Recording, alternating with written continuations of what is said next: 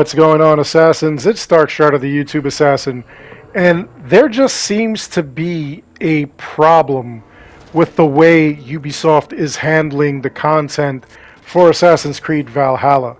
Now, everybody loves a good mystery, everybody loves a lot of the different things that are wild and weird that we see in the world.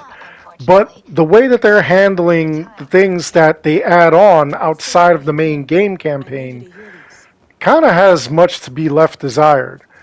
I kind of feel like they've got too many things going on and they're unable to close up a lot of the loose ends, and it just makes things kind of confusing. We have a bunch of mysteries going on all at once right now. So one of the first things is that, you know, in the main campaign, we actually had these little breaks in the Animus. You went around, you discovered what was going on, you got the film. That's a staple of Assassin's Creed. They've done that for a long time. They've done that, I believe, since part 2. You were able to go and find these glyphs and uncover messages and secrets and whatnot, and that's all pretty cool. You know, it leaves a lot of speculation open of real-world events and stuff like that, and, you know, it gives you kind of like insight, conspiracy theories, you know, as to what's going on and what has happened in real time in the real world and whatnot. It's all been affected by the Templars, the Pieces of Eden, and the Isu from the distant past. So that's pretty wild. But then we get to Valhalla, and we get to Valhalla's content. This, not so much. This really isn't problematic. But there are a couple of issues going on. The search for Odin's runes was huge. There were Odin's illusionary runes everywhere. 9 of them. Across England, there were 6. And across Ireland, there were 3. And we were blown away. We kept looking. We wanted to know more about this. We wanted to know, how do we get inside? What do we do? Is there a secret? We looked all over the place for any sort of key, any item and whatnot. We thought that we had it down pat. And then it turns out that we get this Tomb DLC, and all you had to do was touch them. And why did they wait till now? This should have been in the game to begin with. It should have been a mystery back then. If we had them all there, why couldn't we just touch them and enter? Now, it's not that I don't like the Tomb DLC. It's great, but kind of leaves a lot of loose ends open. Like, why didn't we do this from the beginning?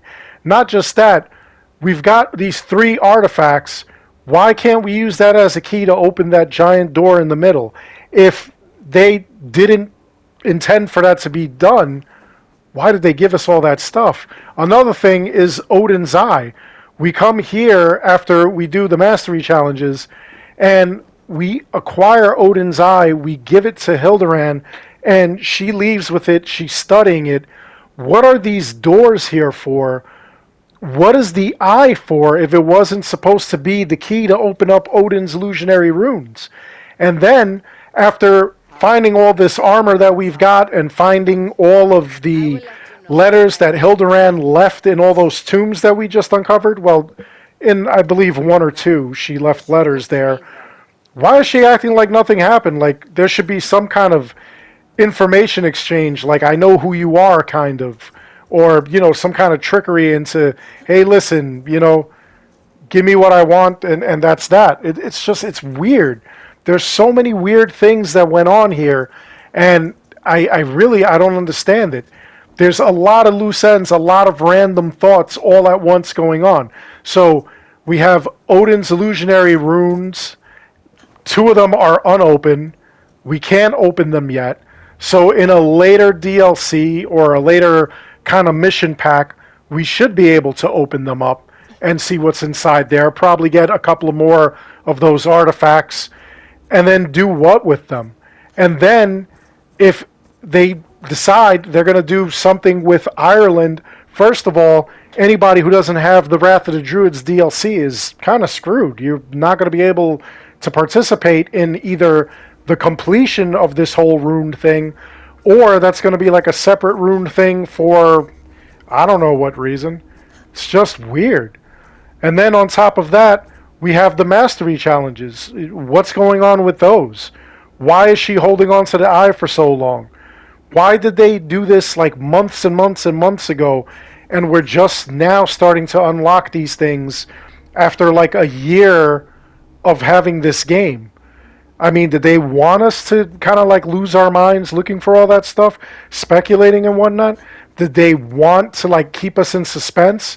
Or were they making it up as they went along? Like they didn't know what to do with that.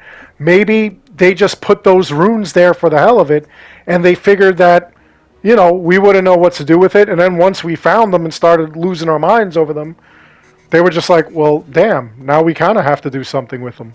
You know, it's strange. It's just strange. There are too many mysteries that are left out there. The mystery of Saint Denis, you know, Access the Animus believes that that mystery was solved. Some people believe it is not. Some people believe that we still should be able to go back there and whatnot into the cavern, past the gate. Maybe that's going to come later. But why is Ubisoft putting all this stuff in it and not doing anything with it until later? Like, you already give us a whole bunch of events and everything like that. Why are we just doing random stuff at random times? I mean, it probably would have been enjoyable to actually get everything all at once so that you could actually remember what was going on. There's a lot of stuff that went on in this game, a lot of story arcs. In my opinion, there were too many story arcs going on all at once that, if you ask me what went down, I could not tell you. All I could tell you is that they came from Norway.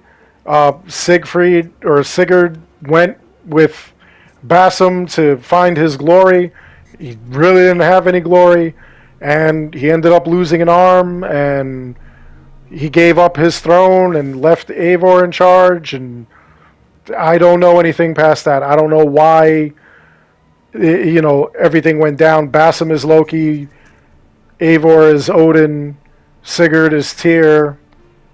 You know, it's just really long and convoluted, I feel like.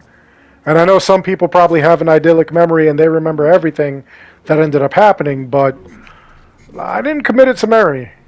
I didn't understand the assignment. I just played the game. I am one of those guys that likes to get into the lore and everything. I just felt like there was like too much to absorb in all of this. And then we have Retta. Retta survived for over 1,000 years and we don't even know about him. We don't know what that's all about. Anyway, let me know your thoughts. What mysteries have you seen or tried to uncover? And are you confused on anything? Are you aggravated that we can't do everything all at once? Do you like that it's broken up? Do you feel that it should be broken up so that way, you know, we kind of like keep playing and we keep the suspense going? Or do you feel like sometimes you're just wasting your time? Let me know in the comments below. Other than that, I really do hope you enjoyed the video. Please make sure you like and subscribe. It helps this channel out an awful lot. As always, I want to thank each and every one of you for watching. Until next time, take care, be good, stay safe, take care of each other. I'll see you guys all in the next one. And of course, you know, we're going to end this all on a ya yeet.